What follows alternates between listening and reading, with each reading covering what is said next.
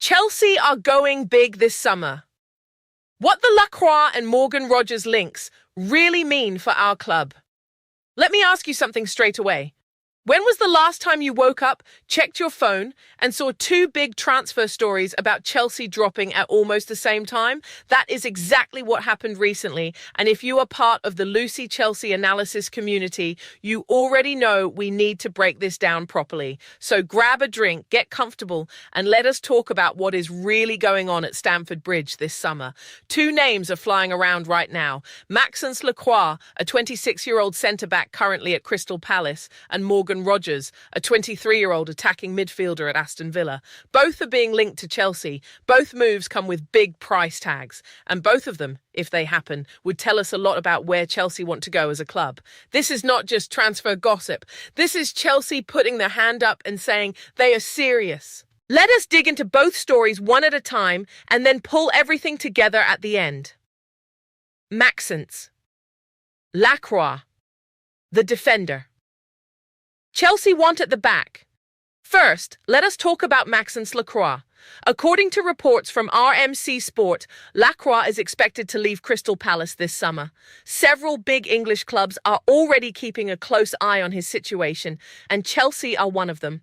The reported price being floated around is £60 million.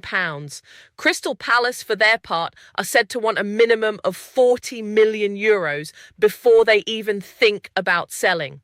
So right away, there is a gap between what Palace want at the minimum and what the market is saying the fee could be.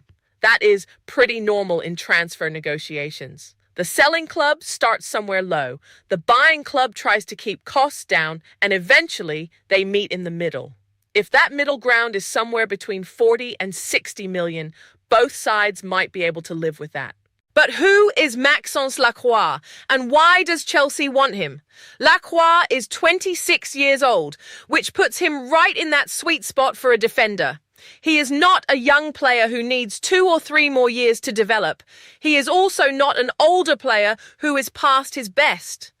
At 26, a centre-back should be hitting his stride.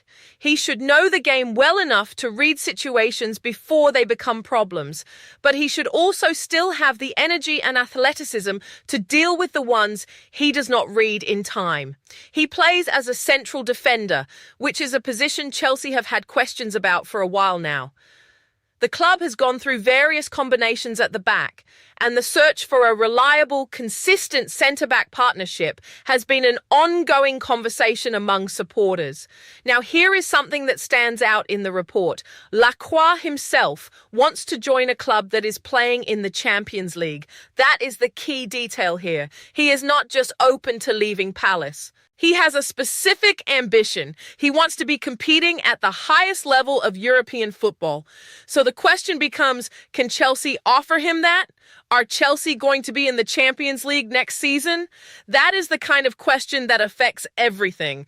If Chelsea are in the Champions League, they become a much more attractive destination for a player like Lacroix. If they are not, they are competing against clubs that are, and that changes the negotiation completely. What do you think about Lacroix as a signing? Is he the kind of defender you have been hoping Chelsea would go after, or do you think the money could be better spent somewhere else? Let us think about what he would bring to the team. A centre-back who is 26, physically strong and ready to play at a high level is genuinely useful. If Chelsea can get him for somewhere around 40 to 50 million, that is a reasonable fee for a player in that age group in the current market.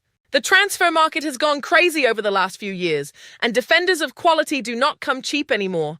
The fact that Palace set their minimum at €40 million also tells you something. They know Lacroix has value. They are not desperate to sell. If Palace have a strong season or if Lacroix has more suitors, that price could go up. Chelsea may need to move quickly if they are serious. There is also another angle worth thinking about. Crystal Palace are not a club that regularly sells their best players to direct rivals or fellow Premier League clubs unless the money is right and the player pushes for it. Lacroix wanting Champions League football is the key that could unlock this deal. If he makes it clear he wants to leave, Palace will find it hard to keep him, especially if a fee around 60 million is on the table. So this one feels like it has a real chance of happening. The player wants to go. The clubs are in the same ballpark on price. The question is whether Chelsea can show Lacroix they are the right destination. Morgan Rogers. The exciting one that changes everything. Now let us talk about Morgan Rogers. And honestly, this one is the story that has got the whole football world talking. Rogers is 23 years old and plays as an attacking midfielder for Aston Villa. The reported fee Chelsea are being linked with is £115 million. Yes, you read that right. £115 million for a 23-year-old. That is a massive number. But before we react too quickly, let us understand the full picture. According to transfers expert Fabrizio Jacobs, Chelsea have actually received some good news in their pursuit of Rogers. Arsenal, who were also interested, have reportedly been put off by his asking price. Arsenal are the current Premier League champions, and if even they are stepping back from this one, it tells you just how expensive Rogers is expected to be. The Telegraph has also reported that Rogers is considered the star player most likely to leave Aston Villa this summer. Why? Because Villa need to comply with financial regulations. Premier League clubs have rules about how much they can spend relative to what they earn, and Villa need to balance their books. Selling their most valuable asset is one of the ways they can do that. The Telegraph specifically says Villa would want around 92 million euros, which works out to roughly 80 million pounds to sell Rogers. But the figure being circulated in transfer circles is 115 million.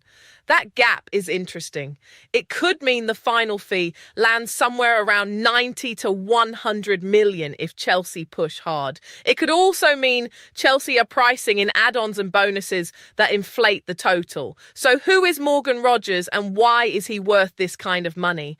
Rogers has had a genuinely impressive rise. He is only 23, but he has developed into one of the most exciting attacking midfielders in the Premier League.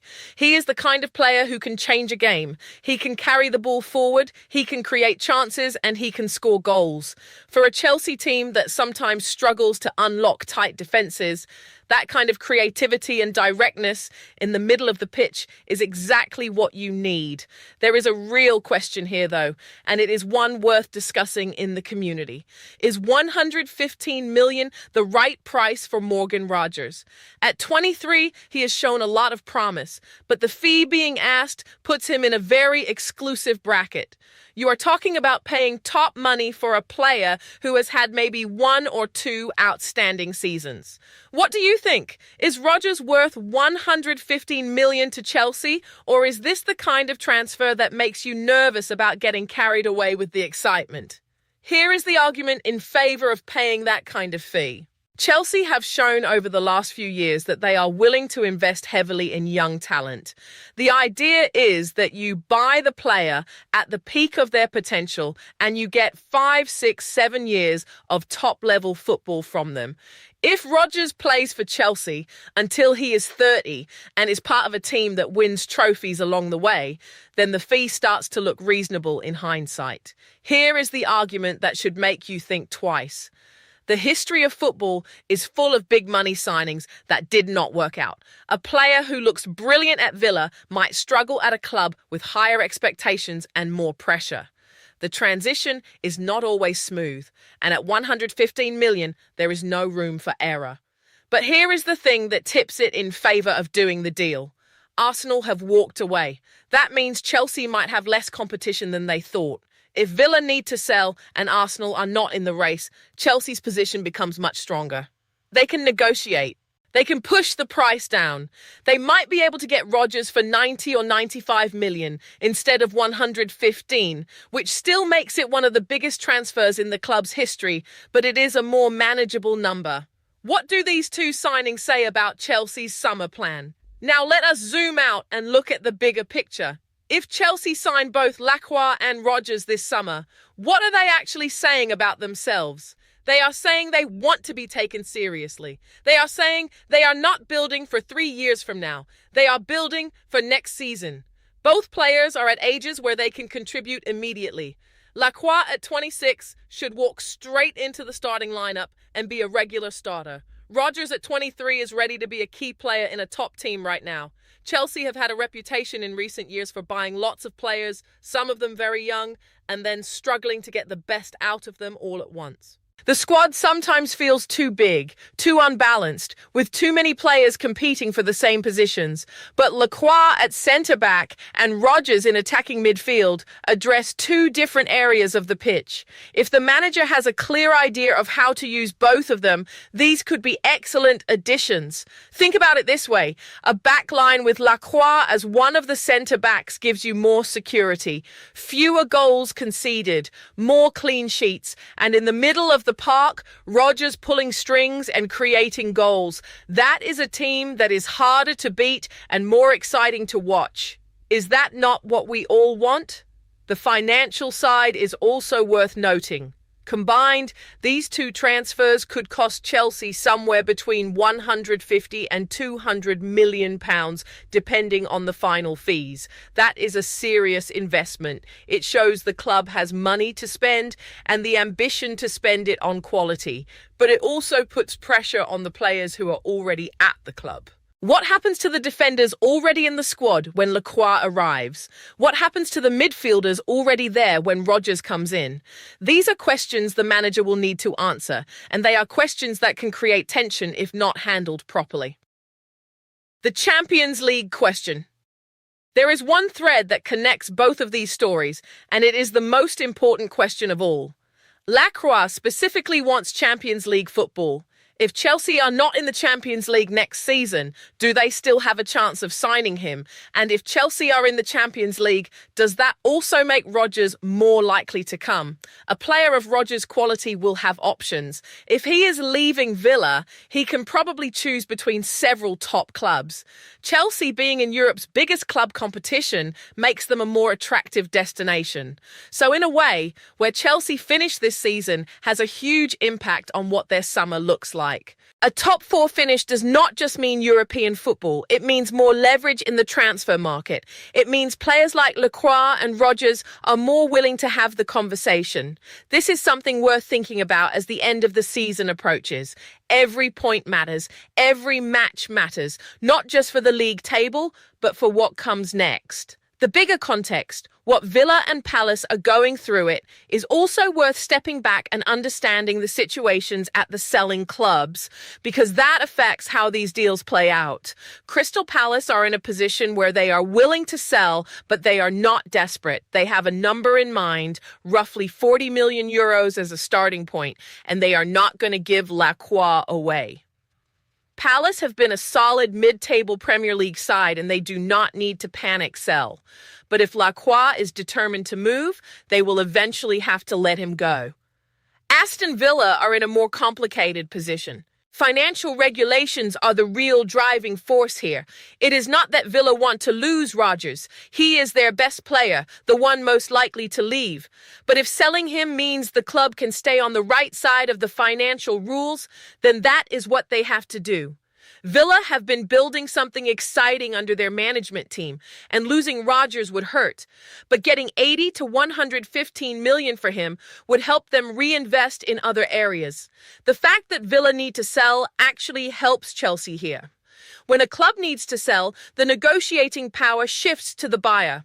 Chelsea can take their time a little bit, come in with a firm offer, and know that Villa cannot afford to wait around for a higher bidder forever. What would you do if you were Chelsea? Here is a question for the community. If you were making the decisions at Chelsea this summer, what would you prioritize? Would you go all in on Rodgers and make him the marquee signing of the window, even if it means spending 100 million or more? Or would you be more cautious? Maybe try to get Lacroix done first and then see what budget is left for a midfielder? Or is there a completely different player you think Chelsea should be targeting instead of one or both of these? This is exactly the kind of debate the Lucy Chelsea analysis community is built for. because these decisions are not simple. They involve money, ambition, timing, squad balance, and the vision of what Chelsea wants to be. There are no obviously right answers. There are just different choices with different consequences. What we can say is that the ambition is there, the willingness to spend is there, and the players being targeted are genuinely good footballers who would improve the team. That is a better starting point than many clubs have. Reasons to be optimistic. Let us end this section on a positive note, because there is real reason to be excited about what Chelsea are doing in the market. Both Lacroix and Rodgers are at ages where they are genuinely ready to perform at the highest level right now.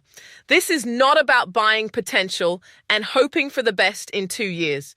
This is about signing players who can step in and make an impact from day one. The problems they address are real problems. Chelsea have needed more defensive solidity. Lacroix could provide that. Chelsea have needed more creativity and goal threat from midfield. Rodgers could provide that. These are not random signings chasing headlines. They look like targeted attempts to fix specific weaknesses. And the fact that Chelsea are in the race for both of them at the same time suggests there is a clear plan being executed. Someone at the club has identified these players, done the work, and decided they are the right fits. That kind of joined-up thinking is what separates clubs that just spend money from clubs that spend money wisely.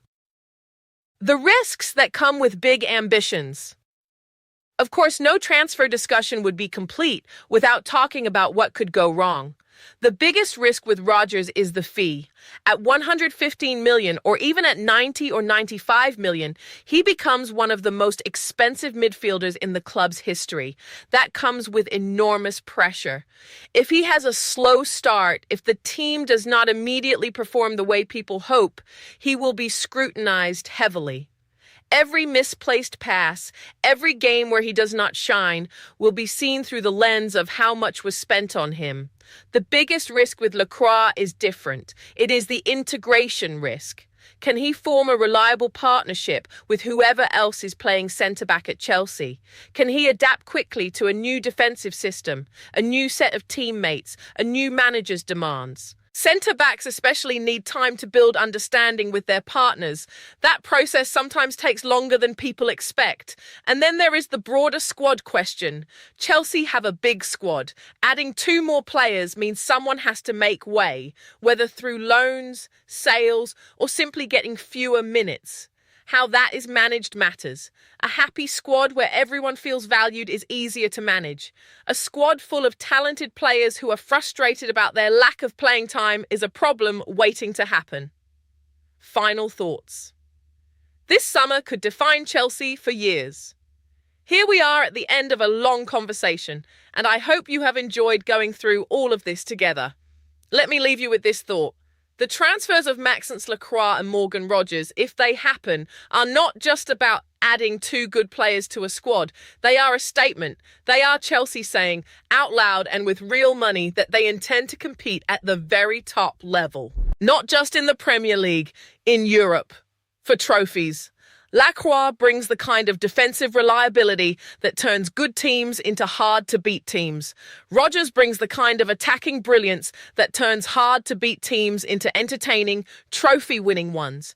Together, they could shift the balance of power in the Premier League. But none of this is confirmed yet. These are reports, links, and negotiations. The transfer window is full of stories that never happen. The next few weeks will tell us a lot about whether Chelsea are genuinely serious about landing both players or whether the reality is more complicated than the headlines suggest. As a community, let us keep watching, keep analysing, and keep talking about it. Because this is the part of supporting a club that never gets old. The hope, the anticipation, the debates about who should sign where and for how much. Chelsea have the ambition. They have the money. And from what the reports are saying, they have identified 2 very good targets. Now let us see if they can get the job done. What is your take on all of this? Drop your thoughts in the comments. Are you excited about Lacroix and Rodgers? Is there a player you think Chelsea are missing out on by chasing these 2? The conversation is always better when the whole community is involved. Until next time, keep the blue flag flying.